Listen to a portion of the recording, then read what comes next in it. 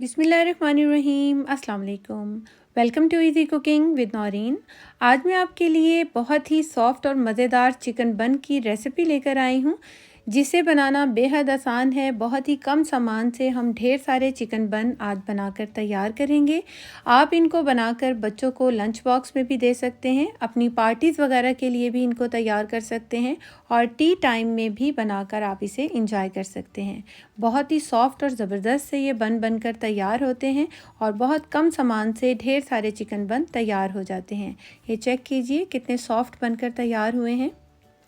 Full recipe आपके साथ share करूंगी कि पहली बार ही बनाने वाले इसको बआसानी बना लेंगे। स्टेप बाय स्टेप पूरी रेसिपी आपके साथ शेयर करने जा रही हूँ। बहुत सी टिप्स आपके साथ शेयर करूंगी, रेसिपी को बिल्कुल भी स्किप नहीं करना। आइए अब हम अपनी रेसिपी को बनाना शुरू करते हैं। सबसे पहले एक पैन ले लेंगे और उसके अंदर अब हम ऐड करेंगे 50 ग्राम मैंने यहाँ पर लिया है ये अनसॉल्टेड बटर। इसको ऐड करेंगे और मीडियम फ्लेम पर इसको मेल्ट होने तक हमने पकाना है। जब ये अच्छे से मेल्ट हो जाएगा तो हम इसके अंदर 1 टीस्पून बारीक चॉप्ड किया हुआ लहसुन ऐड कर देंगे। 1 मिनट के लिए हमने लहसुन को भी इसके अंदर फ्राई कर लेना है और इसके बाद हम इसके अंदर ऐड करेंगे एक छोटे साइज़ का मैंने प्याज लिया था और उसको मैंने बारीक चॉप्ड कर लिया है।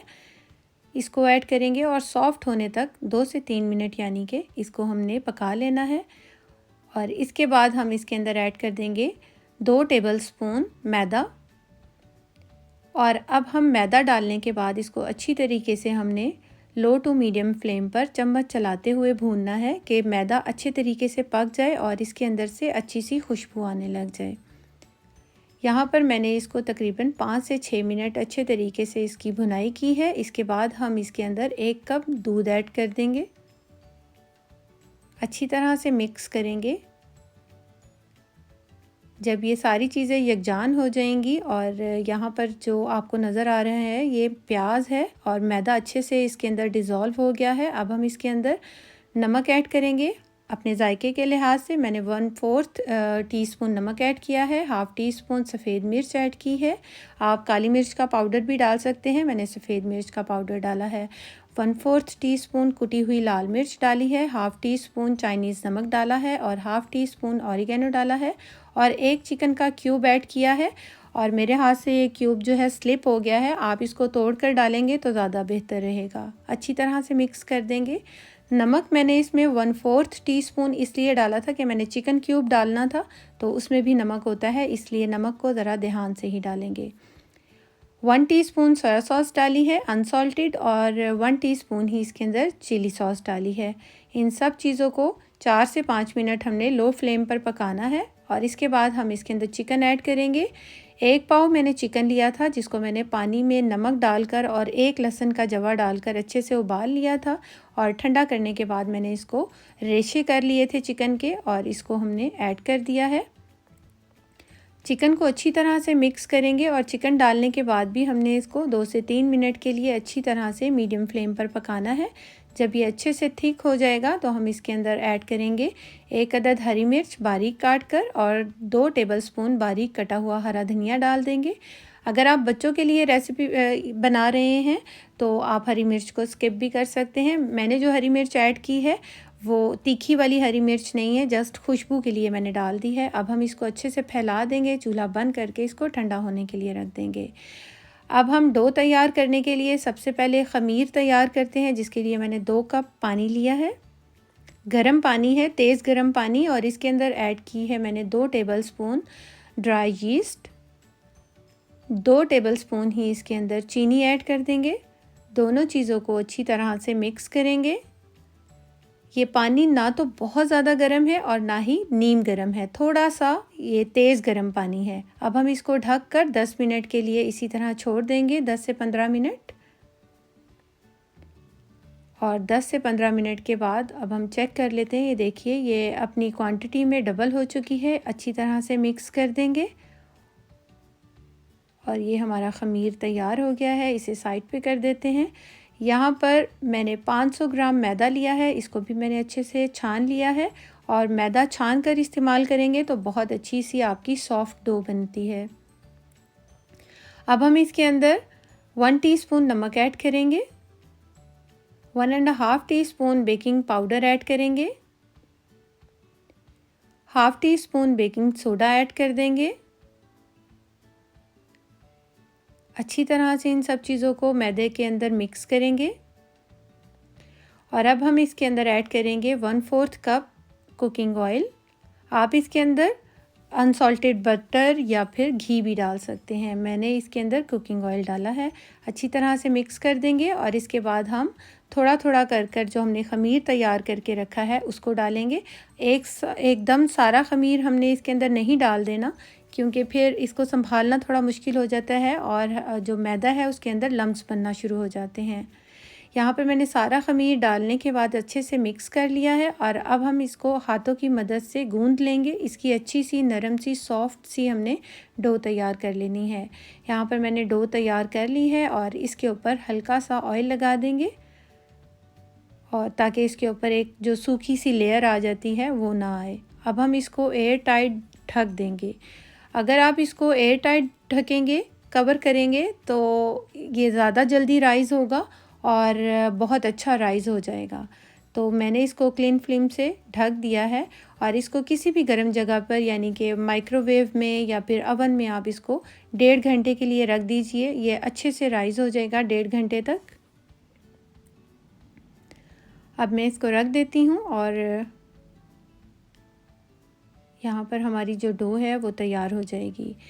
अब हम बेकिंग के लिए ट्रे तैयार कर लेते हैं, जिसके लिए मैंने एक ट्रे के ऊपर बेकिंग पेपर बिछाया है और इसके ऊपर अब हम ऑयल लगा देंगे। हल्का हल्का सा ऑयल की ब्रशिंग कर देंगे। मैंने बेकिंग पेपर के नीचे भी ब्रशिंग की है, बहुत थोड़ी सी, ताकि ये फिक्स हो जाए। इस तरह से पेपर जो है अपनी जगह से हिलता नहीं है, बहुत अच्छे से फिक्स हो जाता है। और यहाँ पर हमारी डो भी तैयार हो गई है। मैंने इसको पूरे 1.5 घंटे के लिए रखा था और ये देखिए ये अपने साइज़ में ट्रिपल हो चुकी है। एक अच्छा सा इसको पंच करेंगे हम, ताकि इसके अंदर जितनी भी एयर बबल्स हैं वो निकल जाएं। यहाँ डो हमारी तैयार हो चुकी है। एक बार फिर से इसको हमने नीड करना है ताकि इसके अंदर जितने भी एयर बबल्स हैं वो निकल जाएं और इसके अंदर अच्छा सा ग्लूटेन पैदा हो।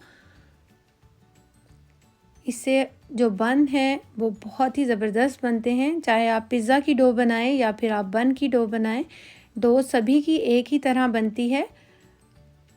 ये हमारी डो तैयार हो चुकी है। इसको 5 से 10 मिनट हम इसी तरह छोड़ देंगे और इसके बाद हमने इसके पोर्शन कट करने हैं। जितना भी आपने बन लेना होगा उतना पोर्शन आप कट कीजिएगा। मैं नॉर्मल साइज़ के बन बना रही हूँ, ना बहुत ज़्यादा बड़े और ना ही बहुत ज़्यादा छोटे। अब हम इसके पेड़े तैयार कर लेंगे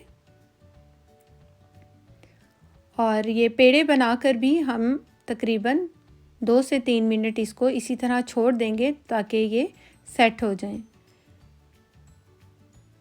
अब हम एक पेड़ा उठाएंगे और इसको इस तरह से हाथों की मदद से फैलाएंगे, थोड़ा सा मैदा डस्ट करेंगे और इसको रोलिंग पिन से हमने थोड़ा सा बड़ा कर लेना है।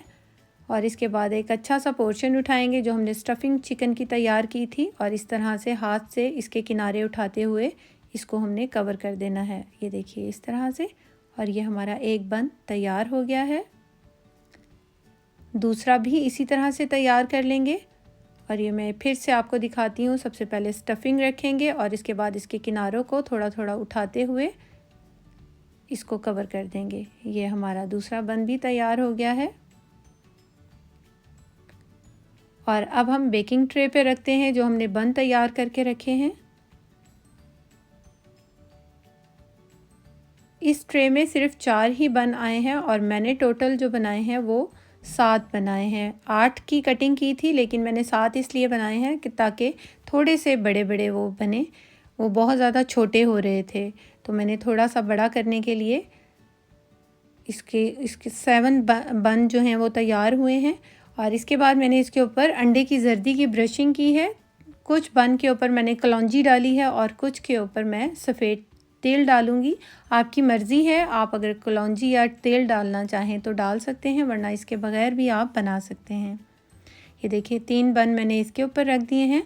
अब ये दोनों ट्रे मैं जो है ओवन के अंदर रखूँगी और इसको मैंने 200 डिग्री पर बेक किया है और तकरीबन 35 मिनट 30 से 35 मिनट मैंने इनको बेक किया था। इसके बाद मैंने इसको निकालने के बाद कोई भी आप फॉइल वगैरह से या कपड़े से इसको बहुत अच्छे तरीके से कवर कर दीजिए 10 मिनट के लिए, ताकि ये अच्छे से सॉफ़्ट हो जाएं, वरना ये सख्त हो जाते हैं अगर आप कवर नहीं करेंगे तो। और 10 से 15 मिनट के बाद मैंने इसका कपड़ा जो था वो हटा लिया था और ये देखिए कितने सॉफ्ट और नरम से हमारे जो बन हैं वो बनकर तैयार हुए हैं। और इसकी स्टफिंग चेक कीजिए कितनी बेहतरीन सी है और जायके में भी बहुत ही ज़बरदस्त ये बनकर तैयार हुए थे। आप इसको अपने बच्चों को लंच बॉक्स में दे सकते हैं, हाई टी वगैरह में इंजॉय कर सकते हैं इसको बनाकर, और अपने टी टाइम में भी इसको बनाकर इंजॉय कर सकते हैं। ये देखिए कितने सॉफ्ट हैं। होपफुली आपको मेरी ये रेसिपी ज़रूर पसंद आई होगी। रेसिपी अच्छी लगी हो तो लाइक शेयर और मेरे चैनल को सब्सक्राइब ज़रूर कर लीजिएगा। Thanks for watching. अल्लाह हाफिज़।